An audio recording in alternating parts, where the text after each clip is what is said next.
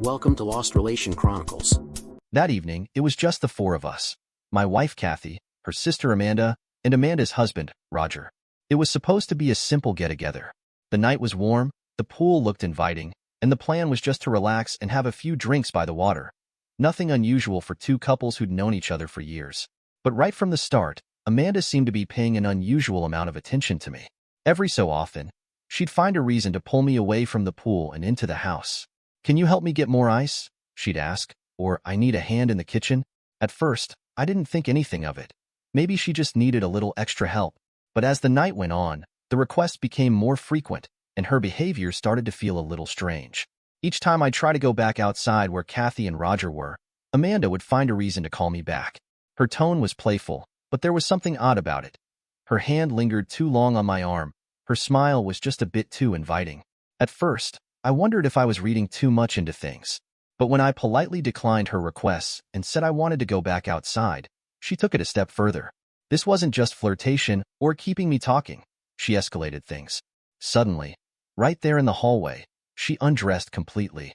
She stood there, completely naked, and asked me to have sex with her. I was stunned, completely caught off guard. Amanda, my wife's sister, was standing there, as if it were the most natural thing in the world. My mind raced, trying to make sense of it. Why would she do this? Where was Kathy?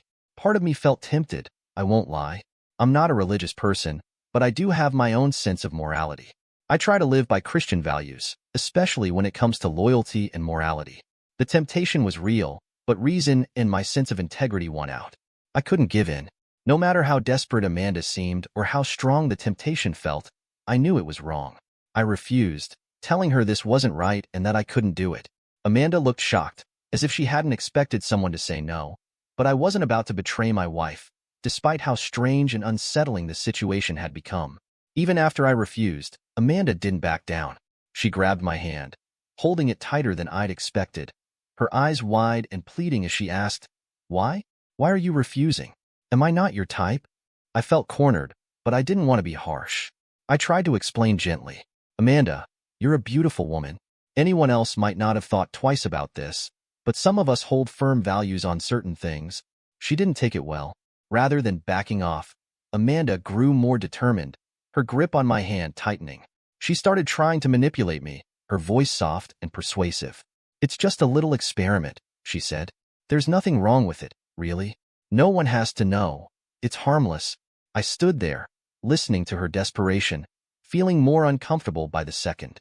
Her words were persuasive, almost hypnotic, but something about the entire situation felt off. It wasn't just her behavior, it was everything. The way she'd been pulling me aside all night, and now, her desperate pleas felt calculated. Then it hit me. This wasn't some impulsive moment of madness or a fleeting urge. This was premeditated, a thought-out plan. Amanda had been working all night to pull me away from the pool, from Kathy, keeping me distracted. But if this was all part of a plan, a chilling question gripped me harder than Amanda's hand. Where was my wife, and what was really happening here? I knew I needed to figure it out, and fast. Yet, before I could act, I hesitated, doubts swirling through my mind. What if this was some kind of test? A prank to see how far my loyalty could go? I recalled a recent conversation with Kathy where we had joked about situations like this, talking lightly about loyalty and trust. Back then, it was just harmless banter. But now, standing in that hallway with Amanda, desperate and undressed, I started to wonder, could Kathy have actually arranged this? Would she go so far as to involve her own sister in a twisted test of my faithfulness? The thought seemed absurd, yet strangely plausible. Amanda's desperate behavior now felt too calculated, almost like she was following a script. Could this be a cruel, elaborate way to test my loyalty? Or was something else, something darker at play? It made me question everything, seeing how complexities often lurk even in life's most ordinary moments, waiting to be uncovered. Either way, I knew one thing for certain. I didn't want to continue this unsettling encounter with Amanda. The whole situation was making me sick. I spun around, grabbed the nearest bottle of alcohol off the counter, and stormed out of the house toward the pool. I needed to find my wife, Kathy, and get to the bottom of this insanity. What was going on? And what were these ridiculous tests supposed to prove? Amanda tried to stop me, calling out from behind, but I ignored her. As I stepped outside, I froze in my tracks, my blood running cold. By the pool, in plain view, was a horrifying sight. My wife, Kathy, in Roger's arms, locked in a passionate kiss. It wasn't just some casual, drunken mistake. They were completely entwined, oblivious to everything around them. As I watched, I saw Kathy's hand moving to take off her swimsuit. Rage surged through me, and before I could hold back, I shouted, "What the hell are you doing?" My voice cut across the yard, snapping them out of their trance. Without thinking, I hurled the martini glass in their direction, and it shattered on the pavement near the pool, splashing them with cold liquor. They jumped back, startled and scrambling to cover themselves. The look on Kathy's face was a mix of fear and guilt, and Roger looked just as shaken. For a moment, there was complete silence, thick with tension. Kathy, recovering from the shock, screamed, "Why are you acting like this?" Roger, trying to defuse the situation, raised his hands and said, "Man, what are you doing? Everything's fine. Don't overreact." But everything was far from fine. Just then, Amanda rushed out after me, no doubt hoping to salvage the mess she had helped create. But by now, my anger had fully taken over. These people, my own wife and the people I trusted, had betrayed me, and there was no pretending otherwise. People I thought I knew were playing some twisted game, and I was done with it. We were going to have a serious conversation, and this time there would be no more games. A tense silence hung in the air as Kathy, Roger, and Amanda stared at me, uncertain of what I'd do next. But instead of apologizing or explaining themselves, they did something that made my blood boil even more. They laughed. "Relax," Kathy said, her tone suddenly casual, as if nothing out of the ordinary had happened. "This is just an experiment, okay? We thought it'd be fun. It's wife swapping." "You're overreacting." Roger nodded with a smirk, as if he were calming a child. "Yeah, man, people do this all the time. It's not a big deal. It makes people happy, helps couples grow closer." My heart pounded as I struggled to process what I was hearing, but before I could respond, Amanda added with a sly smile, "Honestly, what's the problem? Why didn't you want me earlier? Am I not cute enough for you? You could have had some fun too, I stared at them, stunned. They were serious. They actually thought that this twisted game was something I'd just go along with. This was no longer just about betrayal. It was about how completely disconnected they were from reality, my reality. "You're all insane," I finally snapped, my voice shaking with rage. "This is not normal. This isn't some experiment. You've crossed every line," I said, my voice sharp with disbelief. "Do you have any idea what you're doing to me, to our marriage?" Kathy rolled her eyes, looking bored. "God, you're so old-fashioned. This is the 21st century. You're just insecure because you don't get it. People do this all the time. It's freeing." "Insecure?" I yelled, my fists clenched. "I'm standing here watching my wife undress for another man while your sister tries to throw herself at me, and you're calling me insecure?" They all started talking over each other, trying to convince me that I was being unreasonable. Amanda giggled, throwing in her own taunt. "You didn't even want me. I thought men were supposed to like this sort of thing." "That's enough," I shouted, silencing them. My hands shook as I struggled to keep my fury in check. "Do you hear yourselves? Do you have any idea how disgusting this is?" In their desperation to justify themselves, the truth finally slipped out. Roger, attempting to calm things down, said something that hit me like a punch to the gut. "Look, we've been doing this for a while, okay?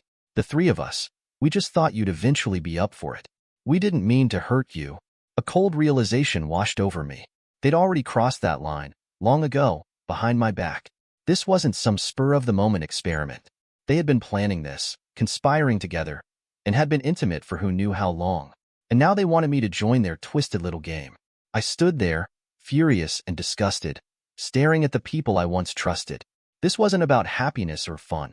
It was betrayal, plain and simple. They looked at me as if I were the one who didn't understand, but I knew better. This wasn't freedom. This was a twisted violation of everything I believed in, and I wasn't going to let them spin it any other way. Kathy spoke up suddenly, her voice disturbingly casual. "When Amanda and I were in college, we swapped boyfriends once. It was fun, actually, just something we did for the thrill of it. After all these years, we remembered that experience and thought we'd try it again. But of course, you ruined everything. I knew you were gloomy, but I hoped you'd loosen up at least a little." I nearly collapsed from shock. My own wife, confessing that she and her sister had done this before, and that she thought it was perfectly fine to spring it on me now. I couldn't believe what I was hearing. I turned to Roger, the one person I thought might still have a shred of decency. And you, Roger? I asked, my voice laced with disbelief. If these two have been doing this for ages, what about you? I thought you were a responsible, normal guy. Are you a man or just some yard dog, following your instincts without a second thought? Roger laughed, brushing off my accusation. No need to insult me, Ben. I'm just trying to live a little. Then his expression shifted, becoming strangely serious. Look, why don't we all just calm down, have a drink, and relax? Let's try it together. Right here, right now. You'll see. It'll feel good. Trust me, you just need to let go. Drink a little more to take the edge off. I stood there, crushed by the absurdity of what I was hearing. My wife, her sister, and Roger, the man I'd thought was a decent human being, were all in on this twisted plan to drag me into their chaos. A sense of despair settled over me as I realized just how far gone they were, caught up in their own distorted view of freedom. My mind raced, searching for a way to make them understand just how low they had sunk. So, you think you're modern, sexually advanced, huh? You must think you're so enlightened. I looked at each of them with a mixture of pity and anger. Well, guess what? We're not on the same path. Without waiting for a reply, I turned and stormed into the house, my heart pounding with anger and disbelief. My eyes landed on a fire extinguisher hanging by the kitchen door. I grabbed it, determined to make my point clear. I marched back out to the pool, where they were still lounging, waiting for me to join in their sick game. I yanked the pin from the extinguisher and pointed it straight at them. Cool down, you scumbsucker, I shouted. You wanted fun? Well, here's your foam party. I squeezed the handle, and a thick spray of foam exploded across the poolside, covering them in a cold, soapy mess. Kathy screamed in shock. Amanda tried to dodge the blast, and Roger just sat there, dumbfounded. Foam sprayed everywhere, drenching them as I continued shouting, You want fun? You want modern? Take it all. For the first time that night, I felt a flicker of satisfaction. If they wanted a party, I'd give them one they'd never forget. As they scrambled, covered in foam and completely thrown off, I pulled out my phone and called a taxi. My adrenaline was still pumping, but I knew I had to get out of there before I lost it any further. Before leaving, I turned back to them, my voice steady and loud. Kathy, I don't want to know you or your crazy sister anymore. And you, Roger? You're just a plastic toy in the hands of these two psychos. I saw the shock register on their faces, but I didn't care. There was nothing left to salvage. Without another glance, I walked away from that house of insanity, leaving them and everything that night had revealed far behind me. When I got home, I didn't hesitate. I packed my things, throwing what I could into a suitcase, knowing I had to escape. There was no way I could stay in the same place, breathing the same air after everything that had happened. A few days later, I began the divorce proceedings. It wasn't easy, but it was the only path forward. Kathy, Amanda, and even Roger still tried to reach out, but only to make me admit I'd overreacted, that I was wrong. They wanted an apology, a way for me to see things from their perspective. It was honestly laughable. So now, listeners, what do you think? Am I the fool here? Did I miss out on some great opportunity to join their twisted little game? Let me tell you, I have honor and dignity, and I refuse to waste them on the pathetic fantasies of pathetic people. You can judge me and call me an old-fashioned conservative if you want, but remember this. Those who rely solely on pleasure, chasing nothing but their own desires, are the ones who ultimately lose.